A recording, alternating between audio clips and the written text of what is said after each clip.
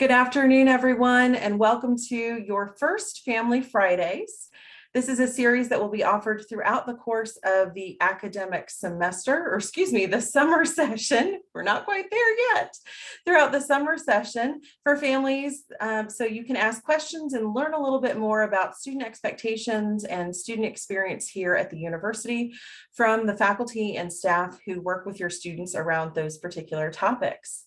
This is your first foray into Family Fridays, and I'm thrilled to be with you. I'm Lauren Garrett. I'm the Director of Student Transition Engagement Programs, and our office works closely with William & Mary's Parent and Family Programs to provide with you and your student, or provide to you and your student, the Tribe Guide. And so today's session is going to be focused on the Tribe Guide so that we can walk through a basic understanding of everything that your student needs to accomplish between now and their arrival on campus.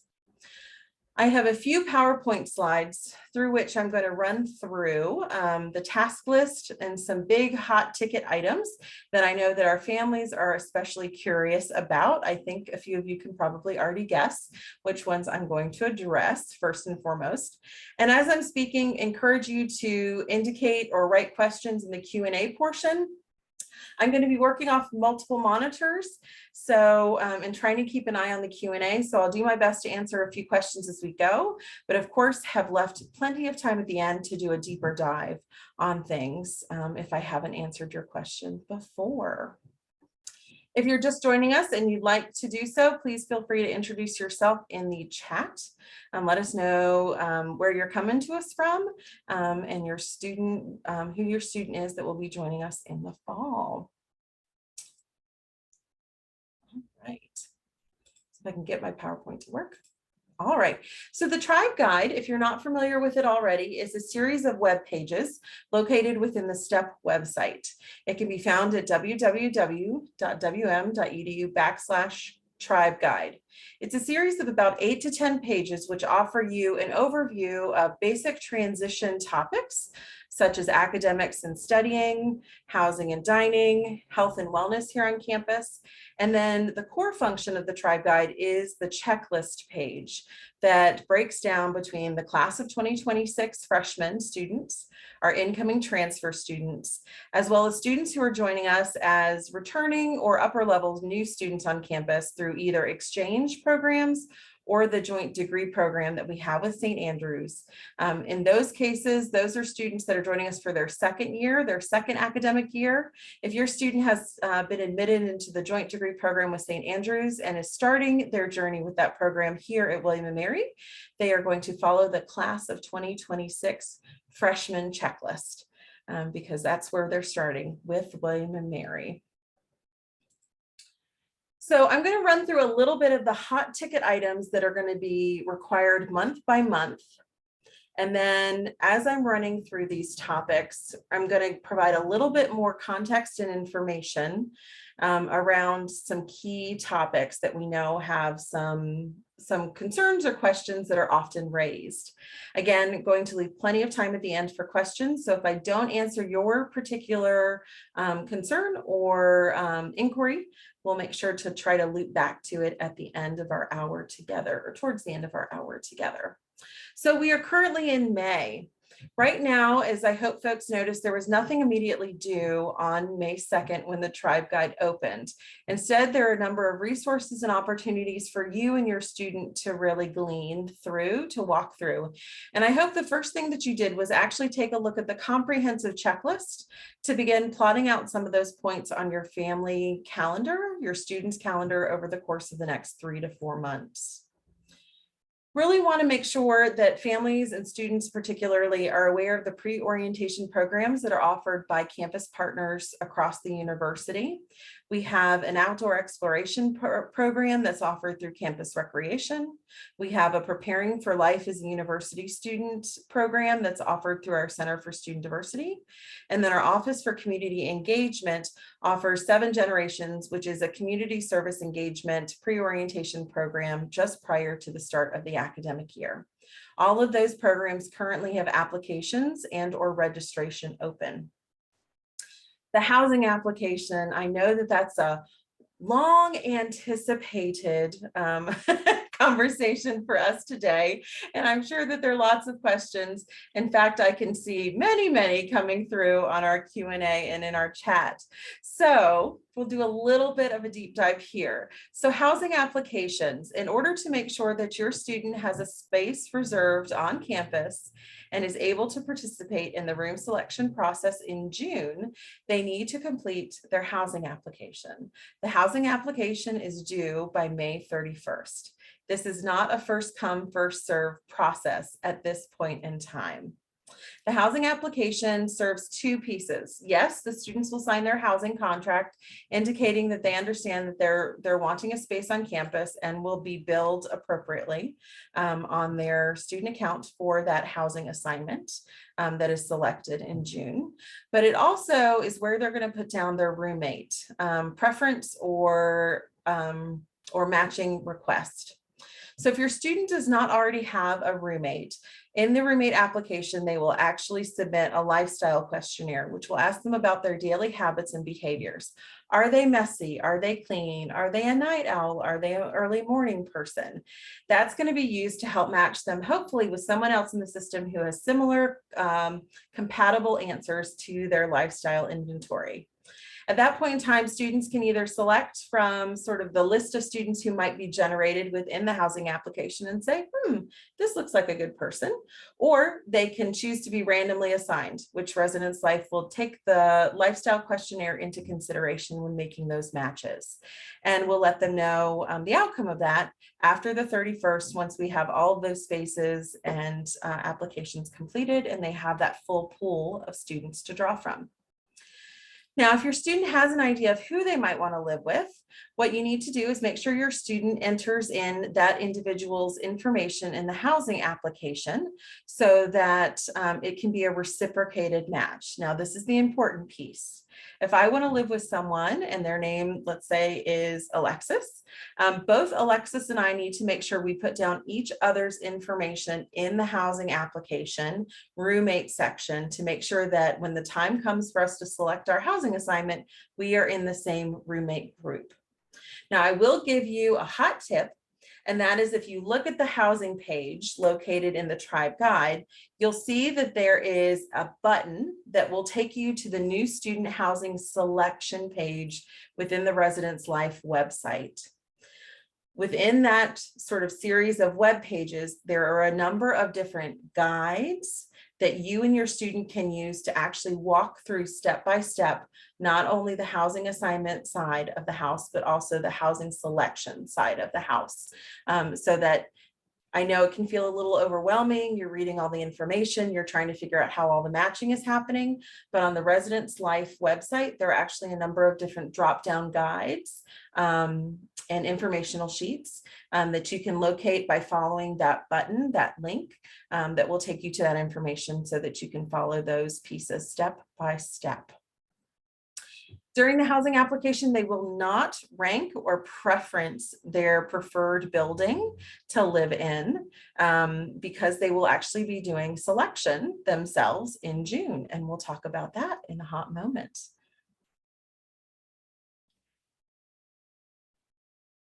Once students have completed their housing application and reserved their spot sort of on campus, we do have a 2-year live-on requirement post-high school.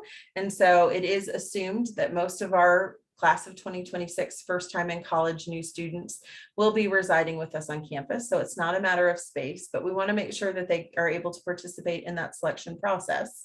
But once they've submitted that housing application, that's one point where we're going to have sort of an extra check to make sure that they are still on board with joining us in the fall. So we need to make sure that we have that taken care of. Now, a lot of students will tackle the housing application first because it's first and foremost on their mind. And then the next things that we need them to accomplish in May are twofold. On May 18th, in their William and Mary email inbox, they're going to receive an invitation to complete their new student inventory. This new student inventory is going to serve two purposes.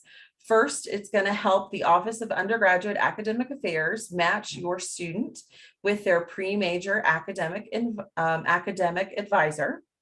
And it's also going to provide us, the STEP office, with valuable information about interests, passions, and concerns that your student might have regarding their transition and first year here at the university.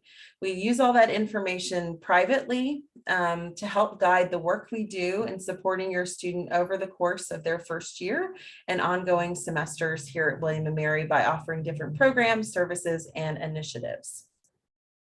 The new student inventory is due June 1st. So right after that May 31st deadline, and also due June 1st is the first round of student accessibility service registration processes. Now there's a student accessibility services landing page in the Tribe Guide that we ask that all families review by the middle of May. There are 4 different pieces, or excuse me, yes, 3 to 4 different pieces within that web page that we want you to pay particular attention to. There's a request process if your student needs housing accommodation based off of a medical concern or a disability. There is the request accommodation for air conditioning. There is a request accommodation for academic services or academic support that falls a little bit later on in the summer session. And then last but not least, there's a request form and process if your student might need mobility assistance during the orientation process as a whole. Now that last piece we will address in a Family Friday moving forward. So it's not something necessarily to be concerned about at this moment, but it's good for you to bookmark that student accessibility services page, especially if your student received 504 or IEP assistance during the high school semesters, because there might be some accommodations we can make here on campus, both academically and co-curricularly to support their success. Those are the big pieces for May. And so I'm going to move us to June. And in June, there are going to be some big ticket items that happen for our freshman class. First, it's going to be that we're going to be on the lookout for your health histories and immunizations. Those are to be completed by a physician and uploaded into the student's housing portal. And so we understand that sometimes you can't get in to see a physician as early or as frequently as we'd like.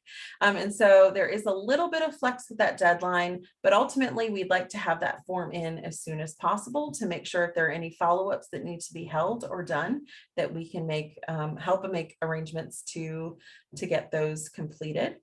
And then of course, at the end of June, as I've referenced, that's when we're going to hear a little bit more about roommate matches, and roommate assignments, and then obviously housing selection. Now, all students at the end of June will be given a time ticket by Residence Life to actually go into the housing portal and select their housing alongside their roommate groups. Now, I've mentioned these new student housing guides before just a moment ago, and I would encourage you again to follow the links to those selection guides to familiarize yourself with not only the timeline, but also the processes that will be followed there. That will be where students will actually get a chance to decide where they want to live, and they'll have a little bit of a real-time experience to know who they're living with and amongst earlier on in the semester than they normally do, so they can start building community much more quickly through those various social media platforms that we know that they frequent. Now, before I move on to July, I want to circle back a little bit to health history, student accessibility services, and the connection to housing applications. Health history and immunizations, there is a form that's available online through the online health portal that your student will be able to access with their William & Mary credentials. The health history does not necessarily play a part in the student accessibility services registration. If there's a need for medical accommodation or air conditioning, there's a separate series of forms that you will complete with the Student Accessibility Services Office. And the health history and immunization record might be helpful as a supplement, but it's not required in order to have sort of that application complete with SAS, Student Accessibility Services. The housing application is turned in first to clarify that. And then we need to make sure that your request is in with Student Accessibility Services. Student Accessibility Services reviews all of their applications and then communicates with Housing and Residence Life what needs need to be accommodated so that they can make assignments and determinations prior to that end of June housing selection timeframe. So they sort of are parallel processes that then intersect and work together moving forward. So that's a little bit of how the interplay works between May and June. So you'll notice May and June feel a little bit preparatory because in July, we actually start moving into some action. So in July, we start working on college studies, which is the academic Blackboard course, which helps prepare students for their first round of course registration. Now, this first course registration round is very small in terms of the number of credits that they're going to register for. And I will be upfront and say that often the credits that students register for during these summer dates are not often the credits that stick with them into their final fall schedule. A lot of this course registration first round is about getting familiar with the registration system, figuring out how they might want to spend their day and what mix of courses might work best for this first semester of college. The Blackboard course will go through tips and tricks on the registration process. They'll work with a peer advisor to make sure that they understand the call curriculum a little bit better so they understand, do they need to take a math course to fulfill the math requirement? How and where have their AB and IB credits sort of fit in so so they don't take something that they don't unnecessarily need. And they'll work with their peer advisor to make sure that their degree works, which is where they can see sort of a rough degree audit to see where that stands in terms of, do we have all the transcripts that we need? Do we have all the information that a student needs in order to successfully build out that first semester schedule? That very brief course registration will last a few days, and again is done with the support of the peer advisor. This is not their only course registration time period, and it's not their final course registration time period. That all happens after actually speaking with their pre-major faculty advisor during orientation, which we'll get to in a second. During July, we're going to start talking with students about what it means to build a better argument in terms of civil discourse, free speech, and of course, thinking about how their values manifest into the choices that they make, both inside and outside of the academic classroom. And so that'll be really exciting because we start having students think about, what do they care about? What are my values, and what does all that mean for me? July is also when we plan on hosting the variety of our geographic welcome events. So stay tuned to your William & Mary email to find if and when William & Mary will be headed to your neck of the woods to say hello and to help you meet and greet other members of our community who are coming to Williamsburg this fall. Towards the end of July, we'll be encouraging sort of a branch off of that building better arguments. We'll start encouraging students to think about where they want to engage outside of the academic classroom in terms of club and org activity. And we'll also have them fill out a career profile with our career folks so they can start becoming knowledgeable of the various different industries and the various different resources that are available to them professionally over their time at William & Mary. We're very clear that academic advising and career development go hand in hand in terms of those conversations, but they don't always necessarily completely align. So sometimes what you major in isn't necessarily what you go on to do in terms of industry or scope of work. But it's important to think about the transferable skills that are being built between all of these various different activities so that when you do graduate, you are able to make that difference that you wish to make in this world. And so we'll start talking a little bit about passions, pursuits, and interests over the course of the summer. And then, of course, we'll want to make sure that each of our students has documented health insurance on file with the institution. All students are required to have health insurance. And by the end of July, we'll either need to tell us that they need to enroll in the William & Mary health insurance plan, or they need to waive coverage from William & Mary because they have coverage from another policy or plan.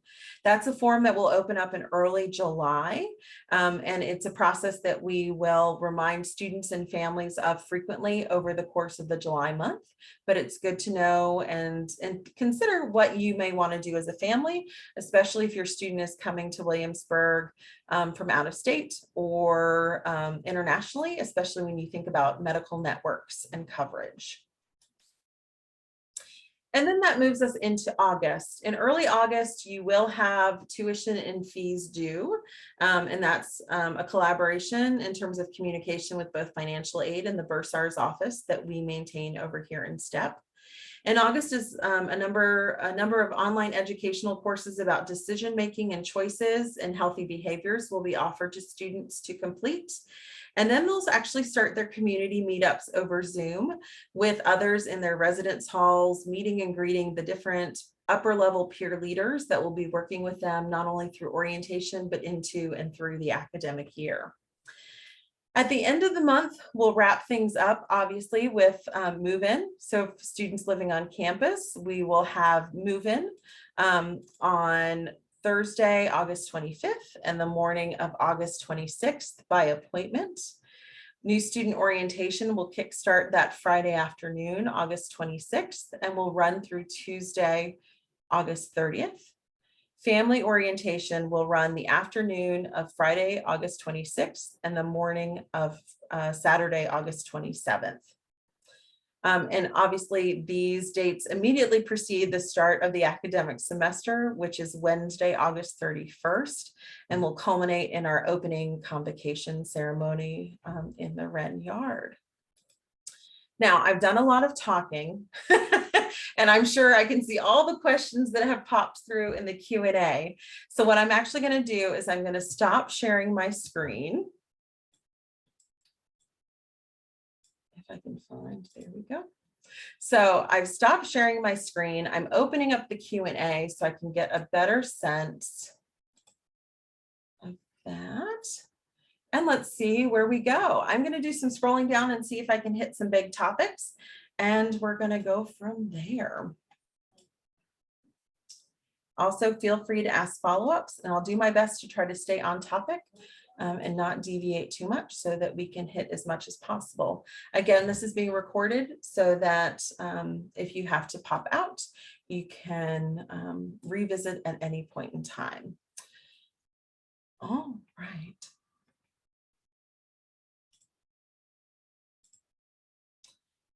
So first question came through about when will tuition amount be finalized and due? Well, the due date is going to be in early August. Typically, I think because it's a Monday, it's going to be August 1st or 2nd there. We should have tuition finalized here within the next few weeks. Our Board of Visitors is a public institution. All tuition and fees have to be set and approved by our Board of Visitors, and they will be holding a special session here within the next few weeks to accomplish that for us. And as soon as we have that information, both the financial aid packages should be updated and the bursar's office should have an updated fee schedule on their website. So stay tuned for that. And then of course, STEP will let students know to be checking those websites periodically throughout the summer, and parent and family programs will be doing the same.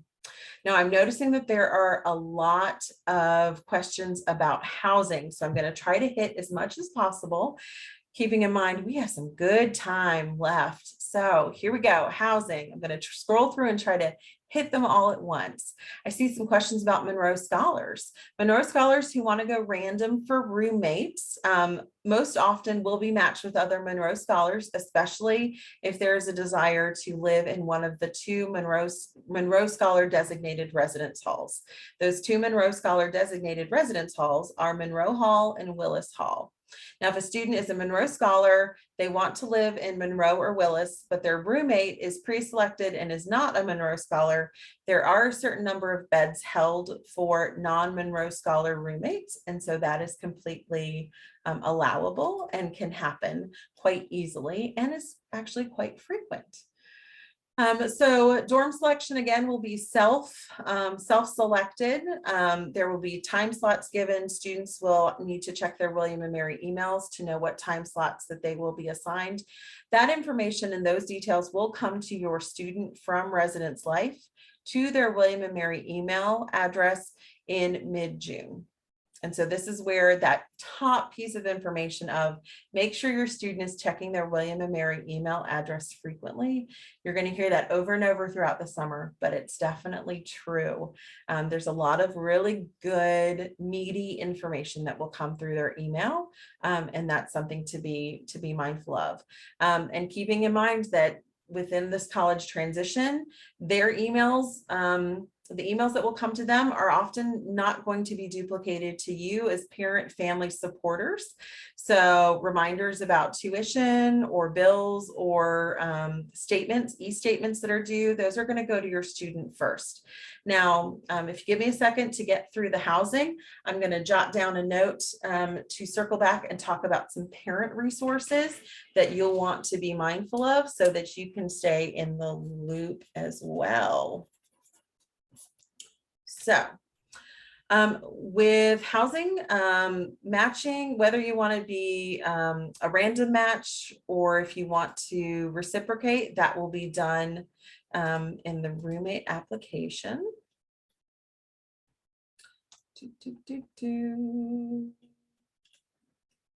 If your student's under 18 and you had to sign as a co-signer, the student should have received confirmation that the registration was complete, and she should be able to look into the portal and see if there is anything left in terms of steps in the process that is to be completed at this point in time.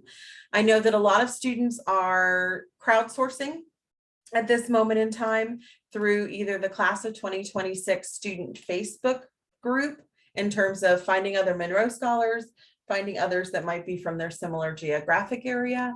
And so if your student, I know that Facebook isn't necessarily the desired current student social media platform, but it can be very helpful, especially in those initial connections. I know that some students in the class of 2026 have created their own group me's and Insta chats and things of that nature.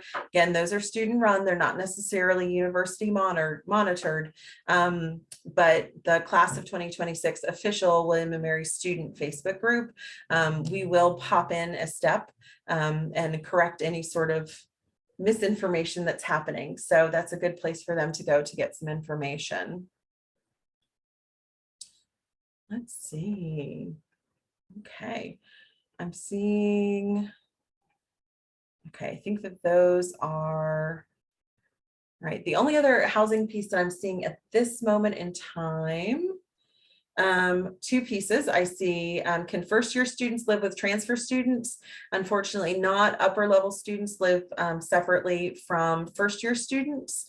And so that is something that if they are interested, it's probably something that can be accomplished moving forward and not this first year. And then if your student has already completed the housing application but has now found a roommate, I'd have them reach out to myroom@wm.edu and see if there's a way to either reopen or delete and restart their housing application, especially if they think that that person's going to be a really solid match. All right. Okay, I see some questions about JDP students, joint degree program students.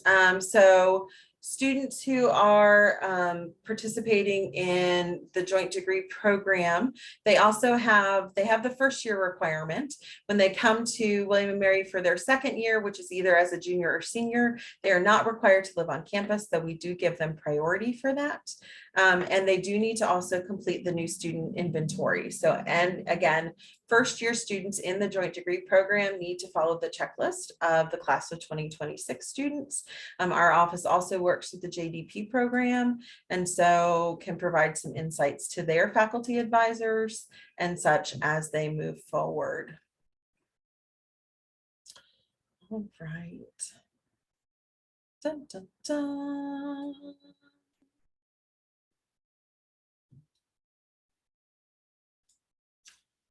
Okay.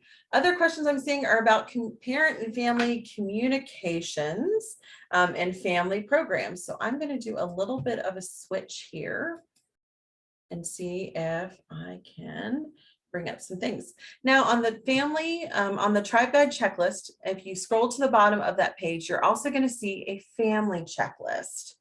Now a little bit of audience interaction here. If you have seen the family checklist, give me a hands up, or are you able to do like a little raise your hand if you've seen the family checklist? Oh, I'm seeing a few. Look at all these. Huzzah! You are on it, family and parent supporters. Now you're going to notice that your family checklist has some similar information to the student checklist versus your own. So the family checklist is at the bottom of the checklist page of the Tribe Guide. It's another drop-down menu, and it includes some reminders for you to potentially nudge your students about. And then you're going to see some reminders about things for you to do so you can stay in the know. Now, one of the first things that always pops up is, how am I going to know what's being asked of my student, and how do I know what's going on? If your student included your information on their application to William & Mary, then chances are we have your information, your parent or guardian information already in our system. So if you received a reminder about this webinar, or if you've received a welcome communication from our interim dean of students, Mark Sykes, then we have your information. If you have randomly happened upon this webinar, either through word of mouth, or you saw it perhaps posted somewhere else on social media, you're going to want to make sure that your student updates their personal information questionnaire with your information. Now, technically, the personal information questionnaire is not due until the end of July. This is a form that has to be completed by students each semester. It tells us who their emergency contacts are. It walks us through identities or information, who we can talk to during their time with us. And while that personal information questionnaire is not due until the end of July, it is where they put down parent or guardian information. And so make sure your student completes that so that we can send you all of our lovely newsletters and informational pieces. Excuse me. Now, as I'm thinking about parent resources, I'm going to encourage you to check out the William & Mary Parent Programs, the William & Mary Parent and Family Programs website. There are some resources that are exclusively for families that will help give you insights into your students' current experience. And I know there was specifically a question about tuition. There is a portal that students can set up in conjunction with their families, so that families can see the e-statements, the bills, and things of that nature. And so you'll want to make sure that you review that, the parent proxy. And then there are going to be pieces like the emergency alert system that parents and families and community members are also welcome to sign up for. All of these resources are going to be shared with you by parent and family programs over the course of not just these next few weeks, but over the course of the summer. And you're going to hear from their office probably about at least twice a month, if not more, over the course of your time leading up to William & Mary. A lot of our families also talk about how all you have to do is email families@wm.edu, and someone will get back in touch with you to answer your questions. And you can also do the same by calling or emailing us here over in STEP. Part of the beauty of the STEP office is that we're not only about onboarding and welcoming your students to William & Mary, but we're also part of their journey from beginning to end. And so we're going to be with your student through the first year up until graduation and the ringing of the red bell, which is happening on campus today. So making sure that you have both families@wm.edu and STEP@wm.edu sort of in your email list is going to be a wise choice moving forward. Okay, so one of the big pieces for families that I'm going to make sure that you all hopefully also have on your calendars is going to be that orientation weekend. So orientation will look a little bit different than DFAS or Day for Admitted Students or the Green and Gold Days, because we're actually going to start going into some nitty gritty as far as programming, program dates, and we'll be able to provide some specific information about things to come over the course of the upcoming semester or year. This is going to be a great chance for you to actually mix and mingle with faculty and staff to ask some very direct questions. And by that point in time, your student will have become well-versed in William and Mary community values and responsibilities, have become well-versed in co-curricular opportunities. And chances are they're going to have talked with you a little bit about what they want to do or maybe what they want to study. And they may have raised some questions for you to ask of some of these resources during family orientation. So we do some large group sessions on Friday afternoon, and then on Saturday morning, we do a little bit of conference style presenting. So smaller groups, smaller, more in-depth topics. And we also host a resource connections fair where all of the various different offices across campus who have touch point into the student experience will be present and available to talk to parents, families, and supporters over the course of that morning. So if you're able to stay and join us for that weekend, I highly encourage it. If you're not, several of those key presentations will be recorded and made available through the Parent and Family Programs website, just like today's session will be shared out there as well. So something to be mindful of. Students during the course of move-in and orientation, that's often when we start to hear about some concern about students not having a car on campus. Students aren't allowed to have a car on campus during their freshman and sophomore years unless they're using it to commute to and from home to campus. So if your student is residential and living on campus, that car is not coming with them unless there's been an exemption made by Parking and Transportation Services for another need. A lot of times I think the car often means freedom and exploration. And here in Williamsburg, we have the Williamsburg Area Transit Authority, or WADA, who runs the bus system. And the buses run on schedule from campus out to the Jamestown settlement, out to the outlets, and even down Monticello towards Target and Newtown. And so there's a lot of ways for students to get out and about in the community without necessarily driving themselves. And so encourage them to think about what does it mean to sort of be in this place, to be in this space, and to utilize the services that are around them in the community versus necessarily feeling like they're stuck here on campus. There's going to be so much offered the first few weeks that a lot of our students don't even miss the car, but we know that, again, that car can be a signal of freedom and of safety, depending on backgrounds. So something good to talk with your student about over the coming months about sort of how is that going to work, especially coming to and from campus. If you're coming from farther distances, the train station is just down the road, as well as the bus station, literally a block away from campus. And so that's a good transportation method, not only on weekends, but at holiday breaks. And then Student Assembly, which is our student government association, they work with Parking and Transportation to help host charter bus services to get students to and from local airports, either the Newport News Williamsburg Airport or the Richmond Airport. So lots of opportunities there.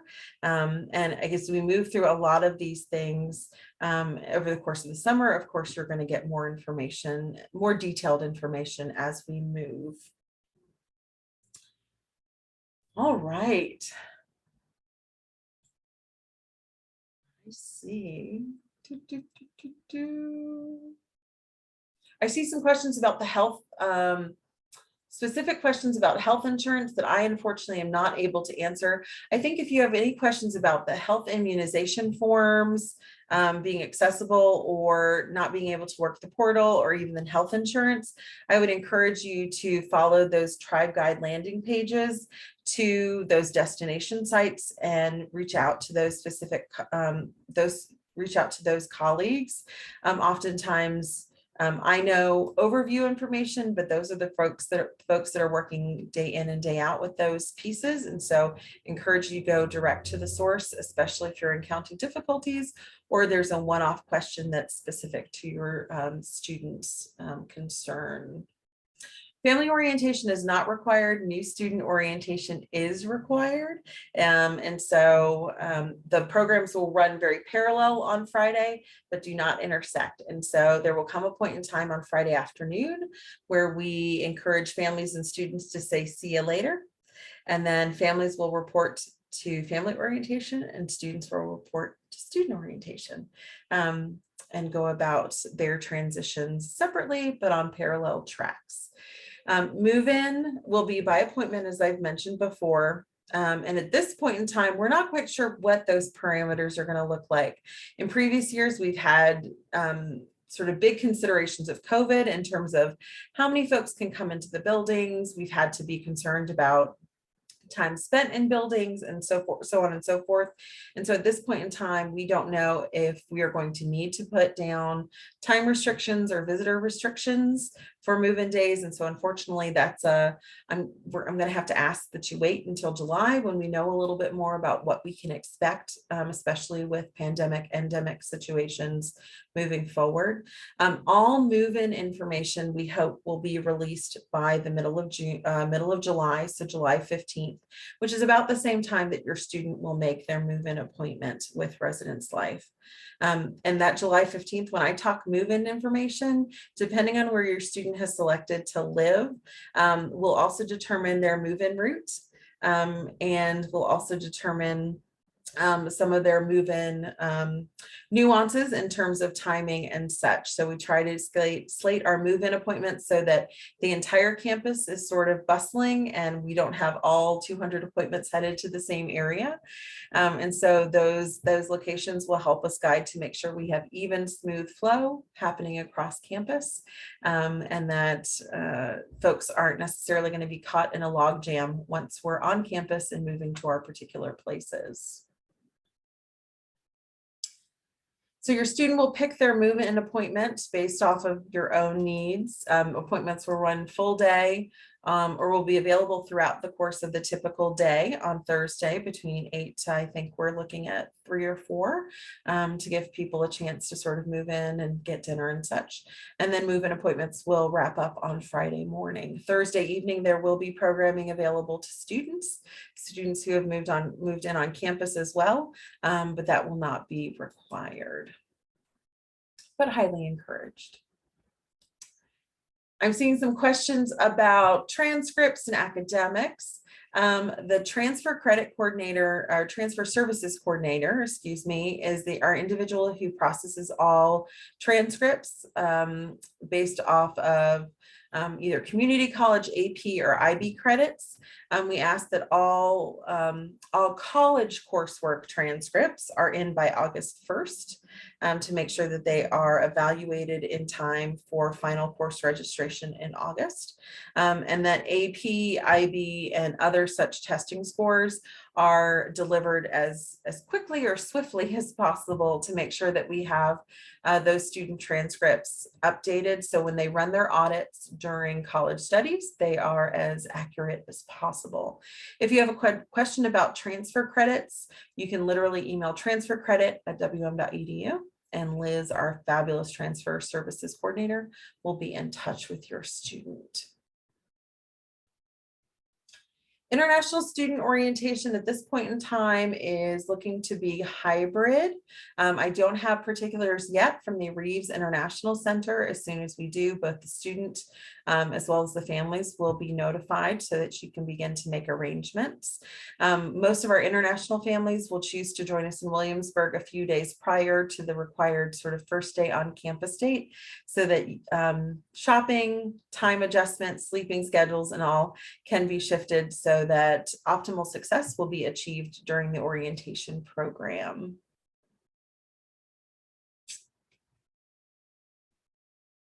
Okay.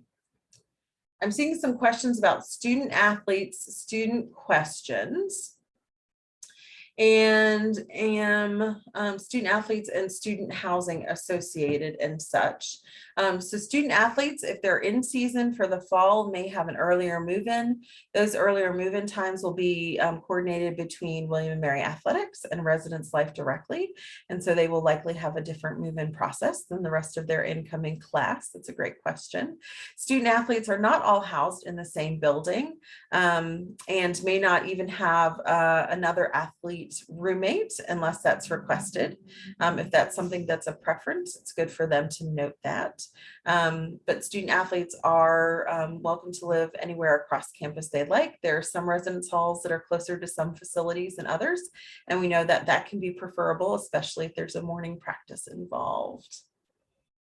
All right. Oh, and what if your student athlete has a match or a contest in the middle of orientation? Well, we work with the coaches and the upper level students to make sure that the new students receive that content either in a virtual format or it's made up with athletics once they are back on campus. So we'll make sure that they get all the information that they need in order to be successful as we move forward. I'm loving that there's still questions coming in on the Q&A. I'm sorry if I haven't quite gotten to yours. I'm trying to do a quick deep dive, but of course, step@wm.edu or families@wm.edu. We're always happy to take questions as we go forth. Let's see. Okay.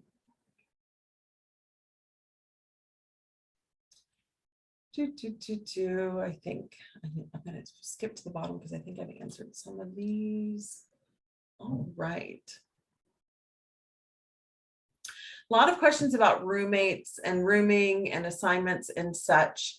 And for those, again, I've shared what I know and my understanding. And if there are specifics based off of your student, I would encourage them to email myroom@wm.edu. Is it better to pre-match or to go random? It's completely up to the druthers of the student. It's not necessarily one that's preferred or another. I think some of it is just about the student's preference and having good, solid conversations with your student about what it means to have a roommate and to share a space. Sometimes those are the more important conversations to be having versus do you want to know the person that you're living with? Because in either way, they're going to start building a relationship. In either way, they're going to have to get to know someone and get to know someone perhaps who they've known for a while, but who maybe will be new or different in this new or different environment.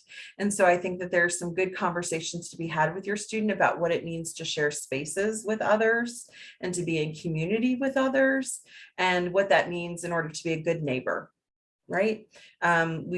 We learn that through various different contexts throughout the course of our lives, and living in a residence hall, a lot about it is in the context of how do I be a good member of our community? So being mindful of noise and guests and cleaning up after oneself, those are all big topics. Laundry is also another topic that someone just popped in.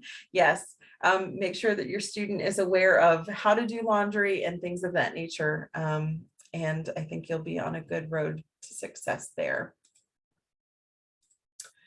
There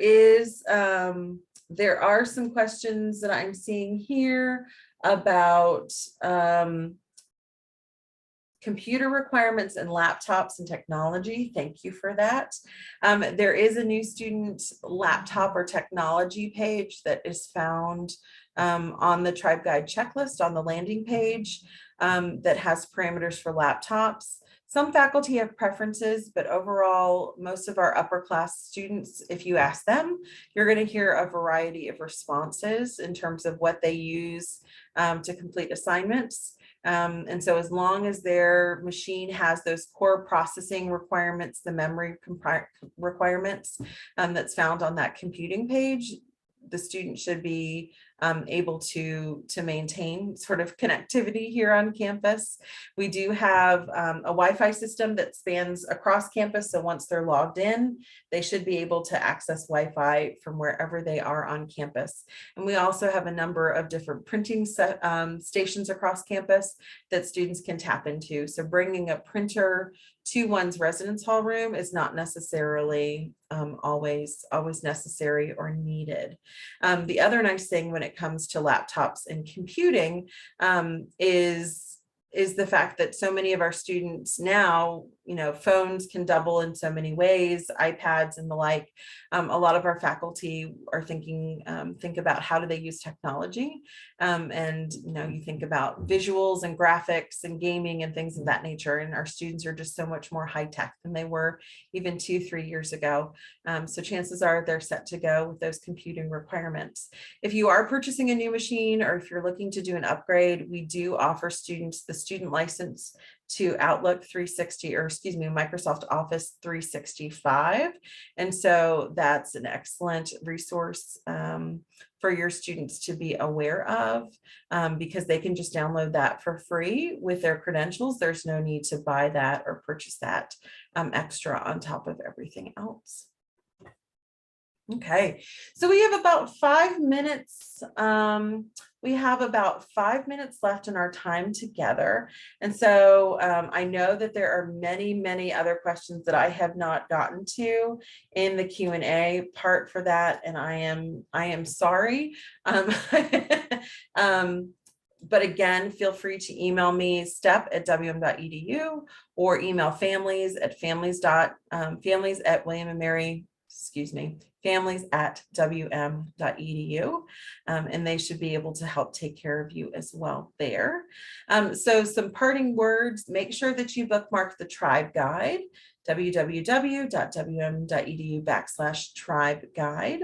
The checklist page includes a checklist not only for your incoming student, but also for yourself, which will include links to various parent and family resources such as parent proxy, parent and family programs, and of course, all of the upcoming dates and deadlines that your student needs to follow in order to be successful and to be prepared for their on-campus arrival.